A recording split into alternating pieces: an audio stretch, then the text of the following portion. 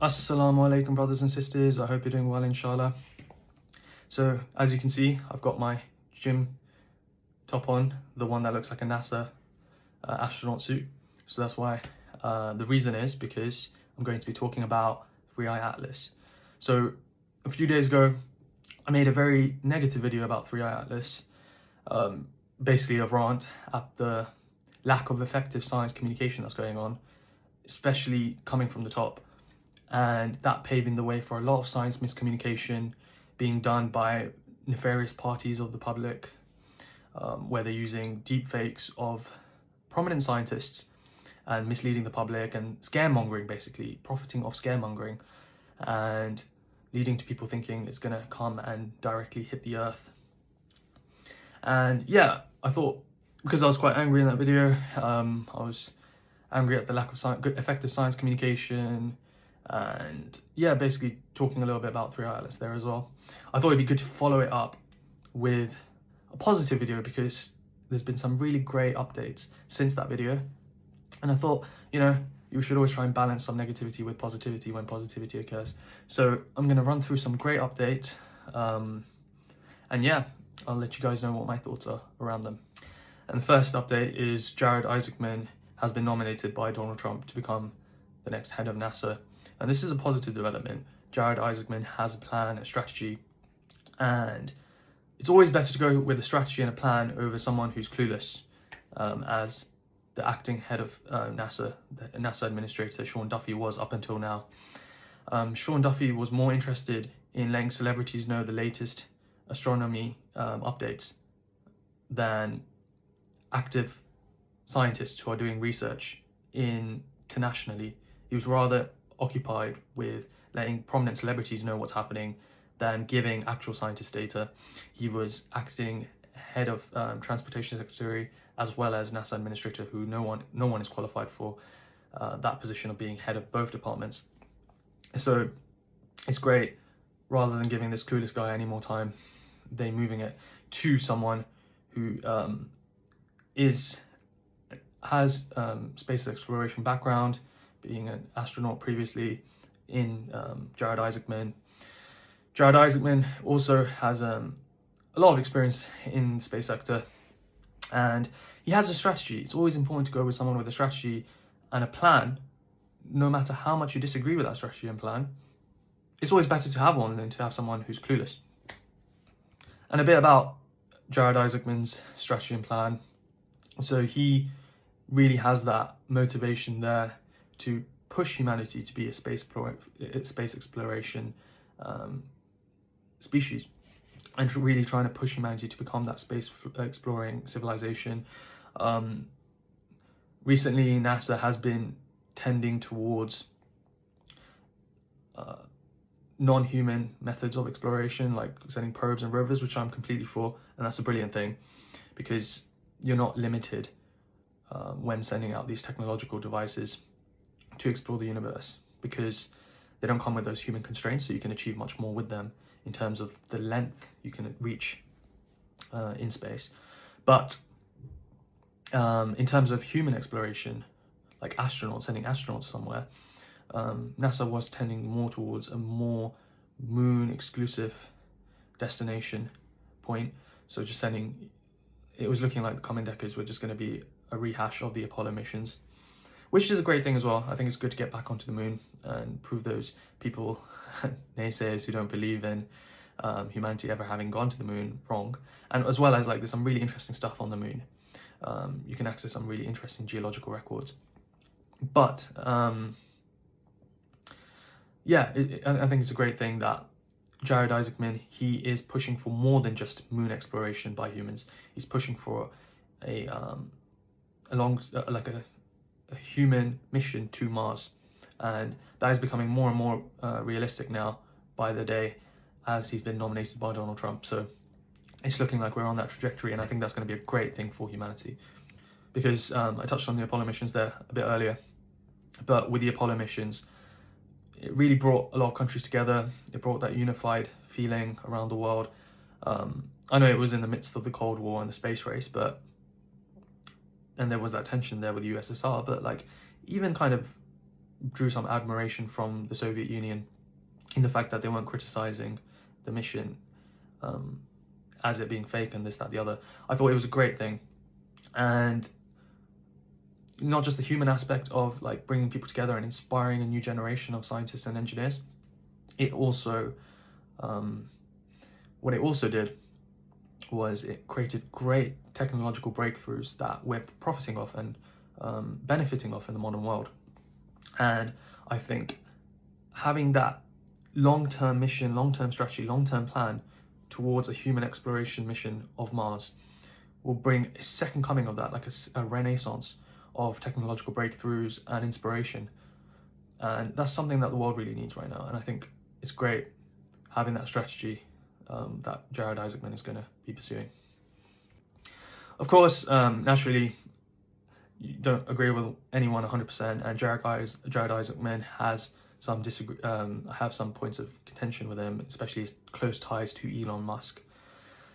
And yeah, but nonetheless, as I mentioned, having a strategy, having a plan is better than having nothing at all, which was what was occurring under the current NASA administrator, who's busy giving celebrities information, but not actual scientists. And it's a shame he was able to operate for so long because of politics, basically. You know, Jared Isaacman, I don't want to speculate too much, but I heard there were some associations of him earlier in his career with the Democratic Party, but he does have bilateral party support from the Republicans and the Democrats. So yeah, I think it's a positive development and shouldn't dwell too much on the past. All right, so a lot of people have been asking me about Dr. Avi Loeb, and he's the Israeli scientist who's been pushing a lot about 3I Atlas and claiming it's an alien artifact. For those people, there's been an interesting development where Representative Anna Paulina Luna, I hope I said her name right.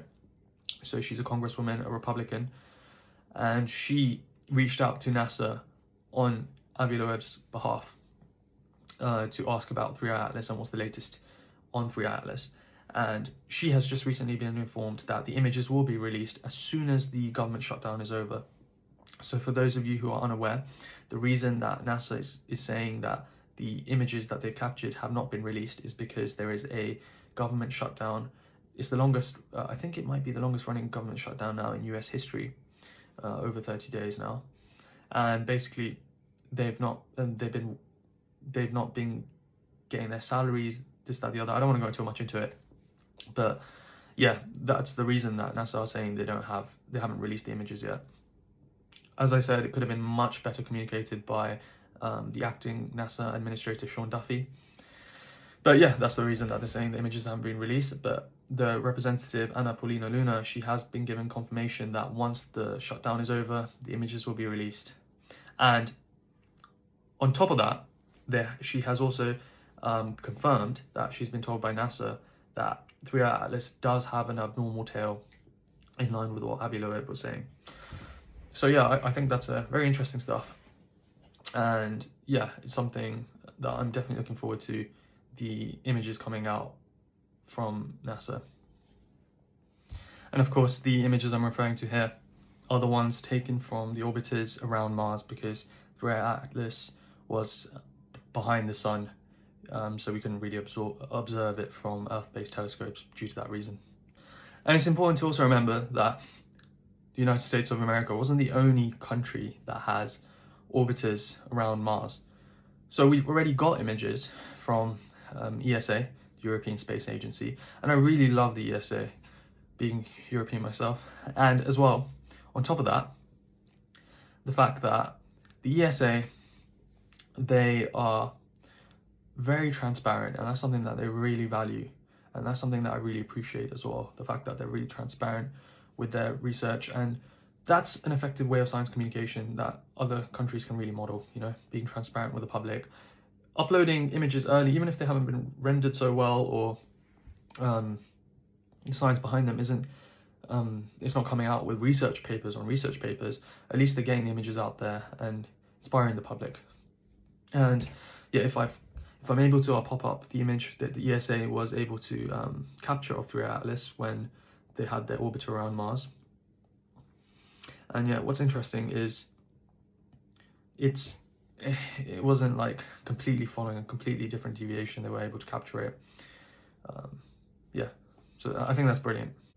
And there's been some further news that does come out today, which is the Tianwen-1 orbiter, I hope I'm saying that right, that China operates around Mars, that has also been able to capture images of 3i Atlas. And these images are much similar to the ones that were captured by the ESA, the European Space Agency. And I think it's an incredible accomplishment from both parties, the fact that they're able to capture an object moving 60 kilometers per second, and I think about 30 million miles or kilometers at its closest approach to Mars. So imagine such an extraordinary object and capturing it. It really shows how far humanity has come, the accomplishments that are possible nowadays, and how much inspiration we should be drawing from such amazing accomplishments. Now, as I said, both images look very similar, and the one thing that's very noticeable in both images is the lack of tail, and I referred to that earlier in Republican. Anna Paulina Luna did mention in her X post that when she reached out to NASA, they were also able to confirm there's an abnormal tail. And this, I mean, there's all sorts of speculation that can happen based off this information, but it's important to try and operate like a scientist, try and exhaust all possibilities before, try and exhaust all forms of Occam's razor before defaulting to aliens. And it's important to also note that 3i Atlas has a very high CO2 water ratio in direction of CO2. So it's CO2, when a comet like this is CO2 heavy, it's rich in CO2, it potentially is indicative of a smaller tail or a more faint tail. So there was a comet in 2006, I believe, named Christensen, Comet C 2006 W3, and that had a high CO2 to water ratio, and it was noted during images captured of that the dust tail for that comet Christensen was very faint. So 3i Atlas also being very CO2 rich, this could likely could also be the reason that it also has a faint tail, because it is CO2 rich. And a reason that comets with a high CO2 to water ratio have fainter dust tails is because CO2 emission and sublimation, it releases less dust. So this is a valid reason for why these sorts of comets have less prominent tails. But an interesting thing about 3i Atlas and the fact that it is CO2 rich is that it really narrows down where it could form in the solar system of the planet, of the sun that it was orbiting when it was initially formed. So CO2 rich comets like this, they can only form in a narrow band around the star that they were orbiting. And yeah, it's very interesting that we can, because we know the details of 3i Atlas having such a high CO2 to water ratio, we can kind of narrow down the region of the star system it would have been created in, if it's natural, of course. But yeah, those are some great updates. The fact that we were able to confirm it has an abnormal tail. There's been some updates in NASA as well.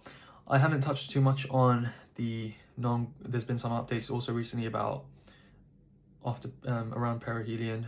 It had some non-gravitational acceleration, and I haven't sadly had time to look into that so much, so I'm not going to comment too much about it, but nonetheless, it does seem very interesting data around that.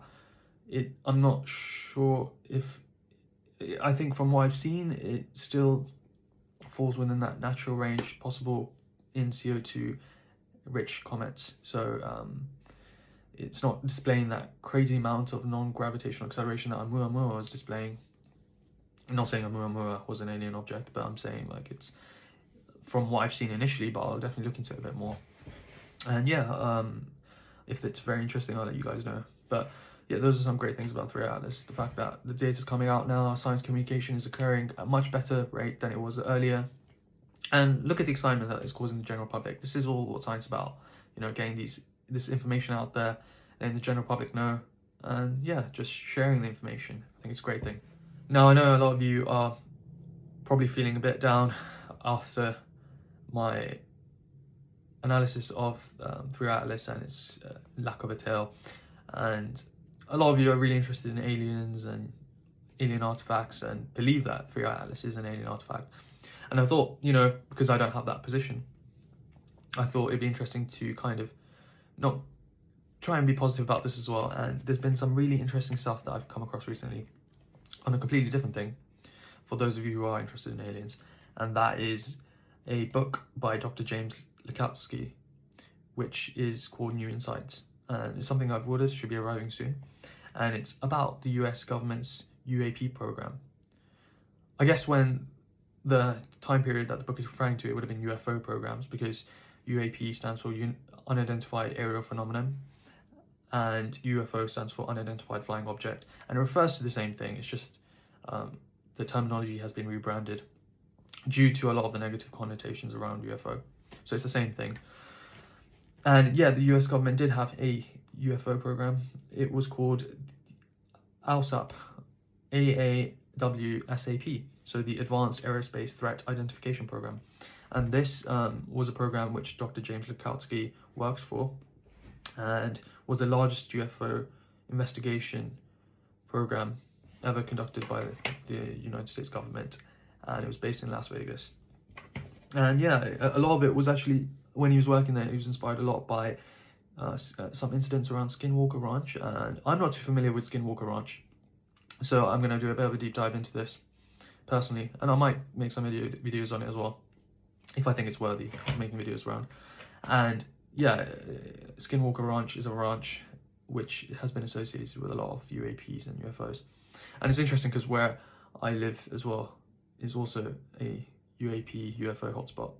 So I might, well, as I'm doing this deep dive into this, I'll try and get some stuff here as well, do some recordings around my area as well. And the so this is the documents around the Advanced Aerospace Threat Identification Program are still classified, and it's important to respect clearance and classification, because this is important in terms of respecting others as well, because these things, classification, they exist to protect the general public. But it does seem like Dr. James Likowski has been granted permission to write this book, and he is claiming that he's basing his book off official sources.